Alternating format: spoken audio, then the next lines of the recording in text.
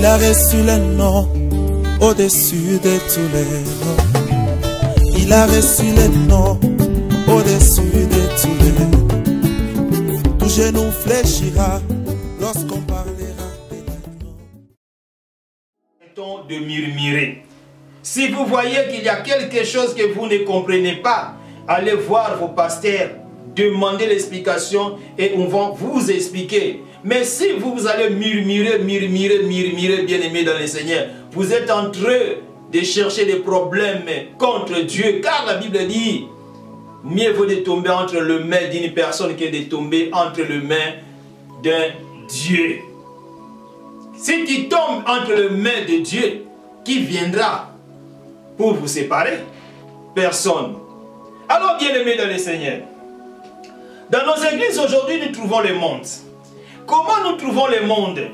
Nous trouvons le monde à travers quelque chose, quelques points que je vais vous expliquer tout à l'heure là.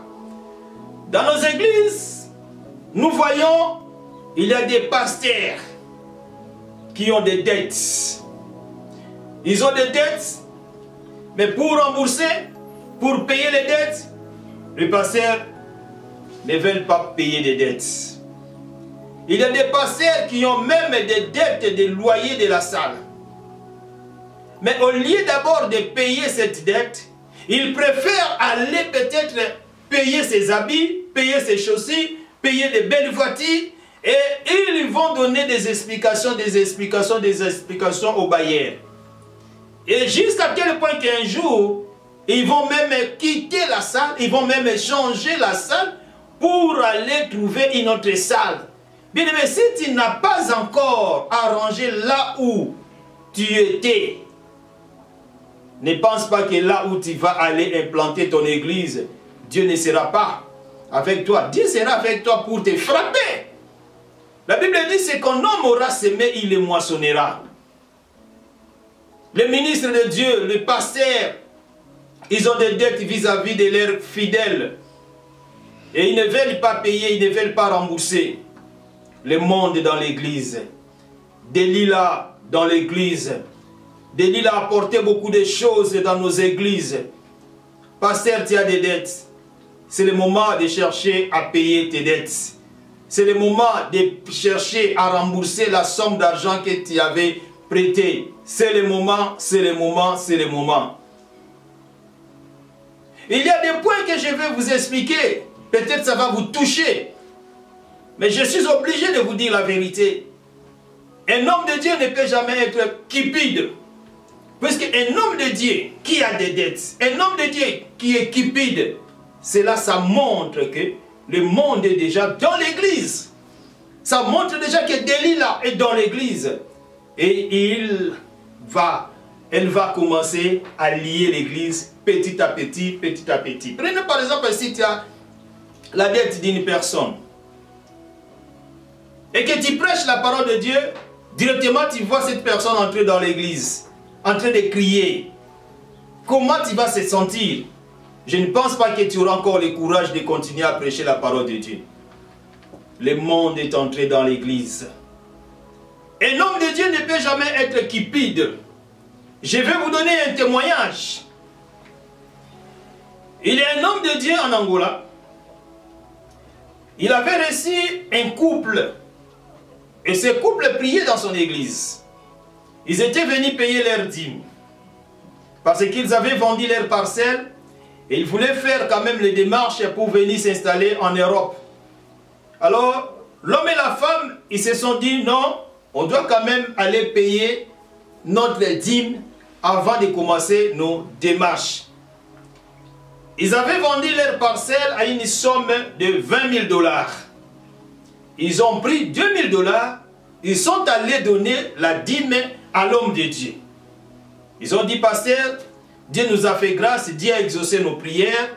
Et comme tu nous as souvent soutenus dans des prières, alors aujourd'hui, nous avons vendu notre parcelle et nous sommes venus te voir pour payer la dîme. Et ils avaient mis une somme de 2 000 $ dans l'enveloppe. Ils ont payé la dîme à l'homme de Dieu. Le pasteur a prié pour ces couples.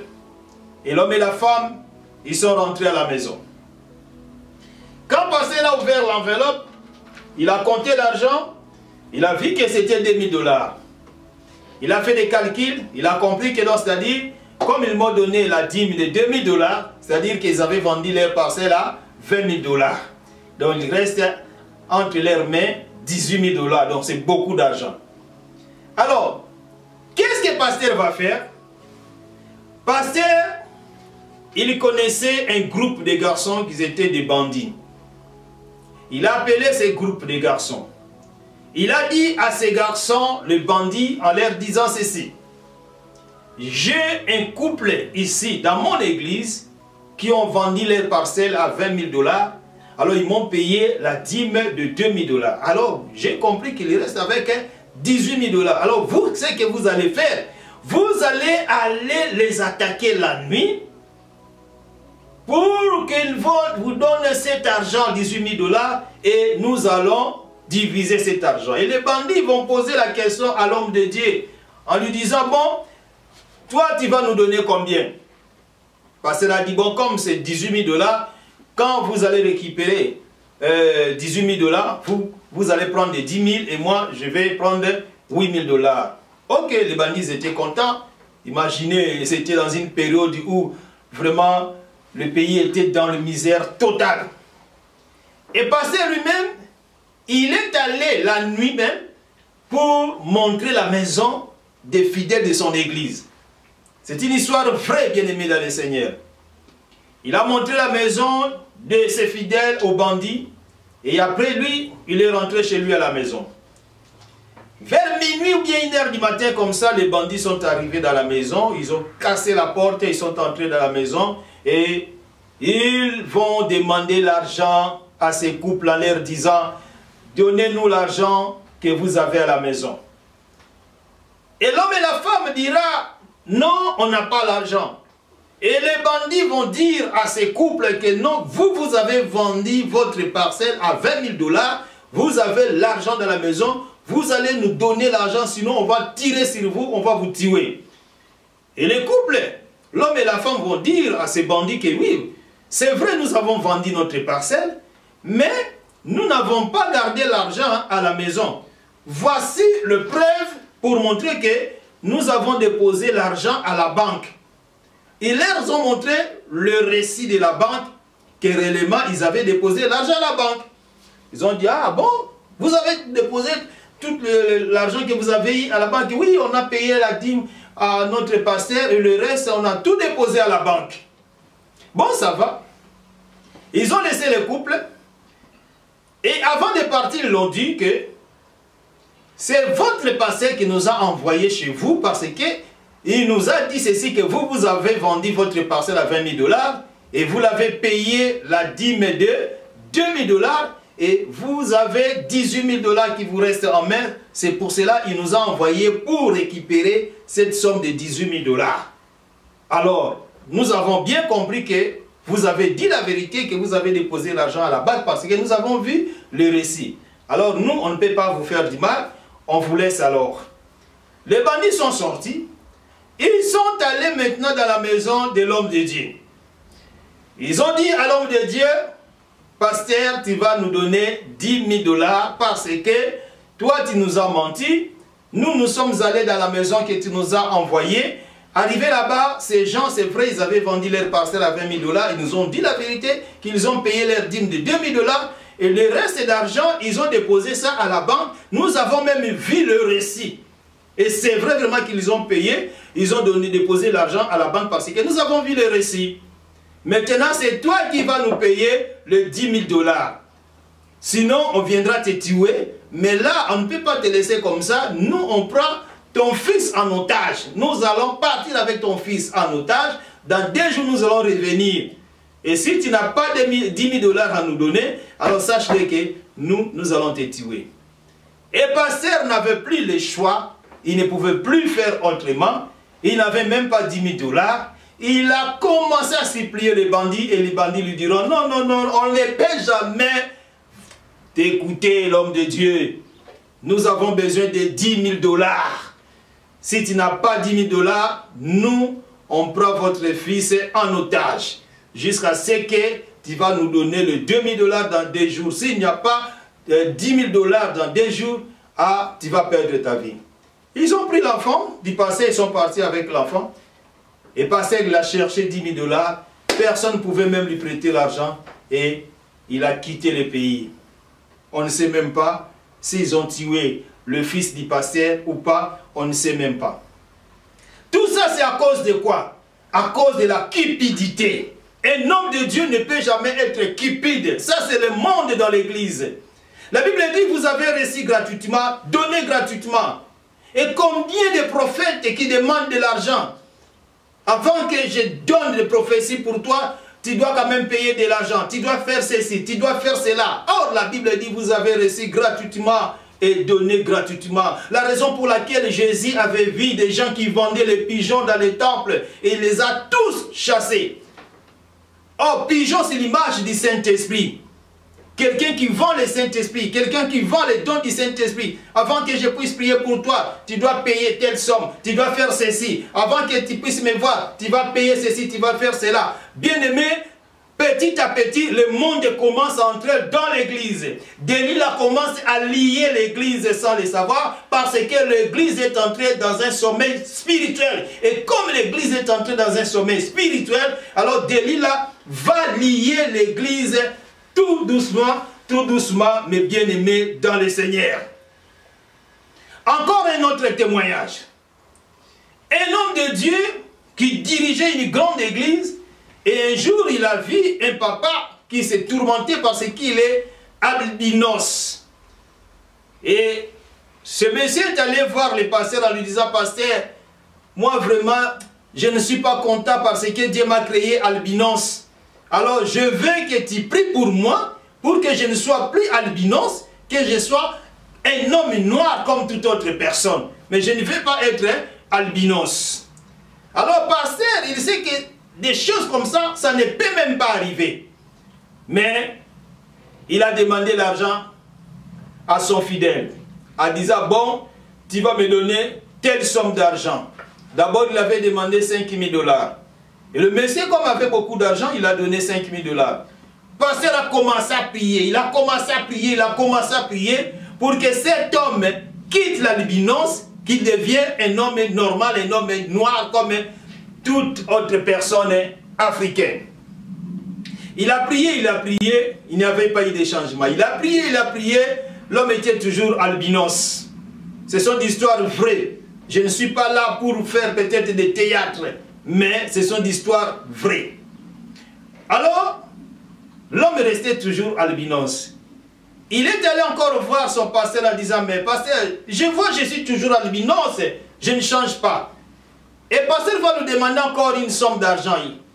Que non, tu vas encore ajouter telle somme d'argent, comme ça, on va gêner, on va prier avec mon équipe des intercesseurs.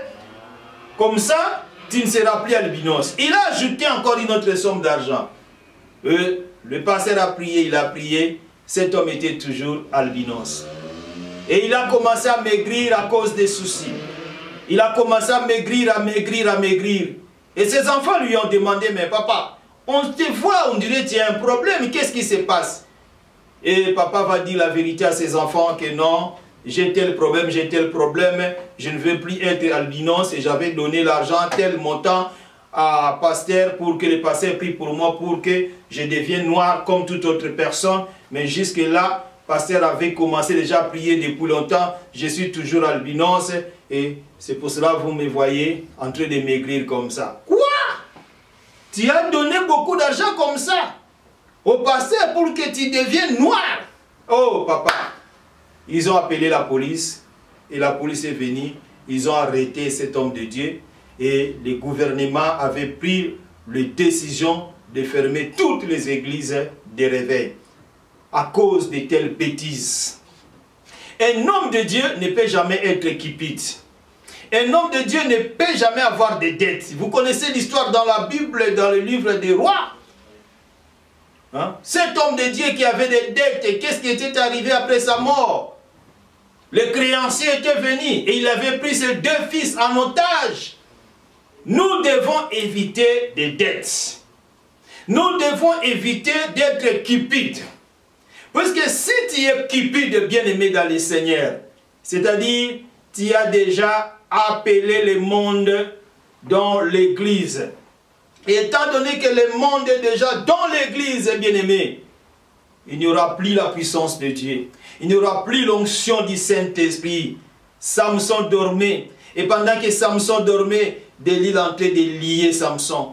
Delilah est en train de lier Samson. Pendant que tu dors spirituellement, pendant que tu es entré dans des dettes, tu es entré dans la cupidité, bien-aimé, l'église sera liée tout doucement, tout doucement, tout doucement. Or, étant donné que nous sommes le ministre ou le serviteur de Dieu, ou les enfants de Dieu, nous devons vraiment faire très attention. Nous devons vraiment éviter que l'église puisse entrer, que le monde puisse entrer dans nos églises que nous dirigeons. Sinon, ça sera catastrophe. Faisons très attention, bien-aimés dans le Seigneur. Nous devons faire très attention, puisque si nous ne faisons pas très attention, il y aura des problèmes sérieux dans nos églises. L'autre fois, j'avais regardé dans les réseaux sociaux, j'avais vu un homme de Dieu, renommé, bien-aimé, au pays, qui priait pour la dîme d'une femme prostituée. Et la femme prostituée avait bien expliqué, c'était vraiment dans les réseaux sociaux, une histoire vraie. Une femme prostituée est venue donner sa dîme de la prostitution à son pasteur en disant, pasteur, ça c'est ma dîme, je suis prostituée, prie pour moi pour que je puisse avoir beaucoup d'hommes. Et l'homme de Dieu a pris la dîme et a prié pour cette femme. Bien aimé, comment tu vas bouffer, tu vas manger la dîme d'une prostituée et tu sais bien que cet argent, ça vient de la prostitution. C'est la cupidité et la raison pour laquelle l'église d'aujourd'hui n'a plus la puissance comme les églises qui étaient au temps des apôtres, comme l'église primitive. Si nous essayons de faire la comparaison, nous savons bien que la Bible dit, notre Dieu est le même hier, aujourd'hui et éternellement. Mais chose étonnante, c'est que Dieu avait fait dans les temps des apôtres dans l'église primitive. Ce n'est pas pareil de ce qui se passe aujourd'hui dans nos églises. Ce n'est pas pareil. Pourquoi? Parce que à l'époque des apôtres, Pierre, Jean, Thomas, Philippe, tout ça, bien aimés, ils craignaient Dieu. Ils évitaient le péché. Mais à notre époque aujourd'hui, nous commettons des péchés. Nous faisons des choses qui ne sont pas agréables aux yeux de Dieu. La raison pour laquelle l'église, l'onction du Saint-Esprit, la puissance du Saint-Esprit commence à être étouffée tout doucement, tout doucement, tout doucement. Pourquoi? Parce que le monde est déjà entré dans l'église. Et comme le monde est entré dans l'église, l'église n'a plus la puissance. Parce que le monde est dans l'église. Bien-aimé, Delilah est là. Delilah est en train de lier l'église tout doucement, tout doucement. Pendant que Samson dormait, Delilah liait Samson. Pendant que Samson dormait, Delilah invitait les Philistins dans la maison. Pendant que Samson dormait, Delilah avait pris les Philistins et elle les avait mis dans la chambre de la maison d'un homme fort. Or, si Samson ne dormait pas, si Samson n'était pas dans un sommeil bien-aimé, Delilah ne pouvait jamais avoir le temps de lier Samson. Delilah ne pouvait jamais avoir le temps d'appeler les Philistins. Delilah ne pouvait jamais dire aux Philistins que je l'ai déjà lié. Le monde est entré dans l'église à cause de tant de problèmes. À cause de tant de problèmes, l'église est liée parce que nous avons trouvé le monde dans l'église.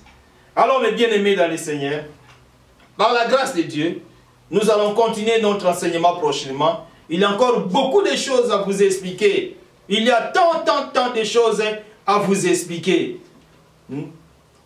Nous devons montrer la différence entre le monde et nous, les serviteurs de Dieu. Nous devons montrer la différence pour que le monde sache que réellement nous servons un Dieu tout-puissant. Mais s'il n'y a pas la différence entre le monde et l'église du Seigneur, comment est-ce que nous allons gagner les païens? Une église séduite par le monde. Nous devons éviter toutes ces choses pour que l'église ne soit pas séduite. Pour que l'église soit toujours fidèle à Dieu jusqu'à l'avènement du Seigneur. Mais si l'église n'est plus fidèle, bien-aimés, qu'est-ce que nous allons présenter devant le Seigneur? Quel travail que nous allons présenter devant le Seigneur? Alors, que le Seigneur vous bénisse, mes bien-aimés dans le Seigneur. Partagez ces vidéos. Abonnez-vous si vous n'êtes pas encore abonné. Abonnez-vous massivement, s'il vous plaît, et partagez ces vidéos. Alors, fermez vos yeux, je vais prier pour vous. Tendre Père, Dieu Tout-Puissant, le Dieu des miracles, je te dis un grand merci pour le message que tu nous as donné. Laisse que mon frère et ma sœur soient fortement bénis au nom de Jésus. Que les miracles les accompagnent. Seigneur, donne la réponse à leurs prières, car la Bible déclare que demandez, et tout ce que vous demanderez en priant, croyez que vous l'avez déjà reçu et vous le verrez s'accomplir. Bénis mon bien-aimé qui a filmé, qu'il soit béni, et bénis toute personne, Seigneur, qui va partager ces vidéos. Que ton nom soit glorifié, dans le nom tout-puissant de notre Seigneur et Sauveur Jésus-Christ. J'ai ainsi prié. Amen. Que le Seigneur vous bénisse. À la prochaine.